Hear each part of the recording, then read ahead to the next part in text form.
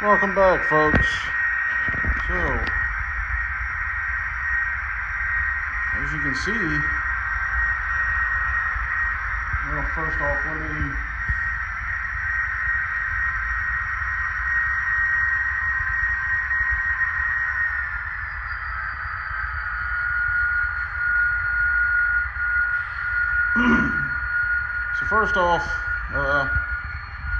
as you can see, all the Bachman track is piled up in a section over here, and eventually we'll probably go up to my little nephew someday. But as you can see, I am still running trains. So this is what I did today. Let's go around this way real fast. Not running a big train, just kind of doing some testing right now. This is what I gathered. Ignore that black line.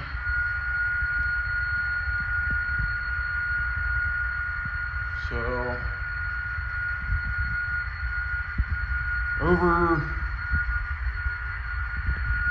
sorry to make y'all dizzy. Right here, you can just barely see them. The feeders are there. So there's feeders there. Right between these two switches, there's feeders here. There are feeders here. And there are feeders here. So, and I'm only running off of this section right now. Eventually I will ask my father if he had anything to drill some holes through this part of the layout, so that way I can run the big spool of wire right there. I think that's a 20 gauge wire. So I will run all that as the main bus, and then the black wire will be my feeders. So got all this done in about 3 hours. I still got some flex track. I got 2 unused sections right here and a smaller one right here, but I still have 2 full boxes of the track. So someday down the line, when I get some more switches, I will add those on there. But it's nice to have some extras for when that time comes. I don't have to worry about purchasing them right now. Thank God I bought it. I bought some of the, of course you can't read it, there, Xuron rail cutters. So like I said, I got everything running. The only thing I'm gonna have to do tomorrow, as I said, tomorrow, is push this section here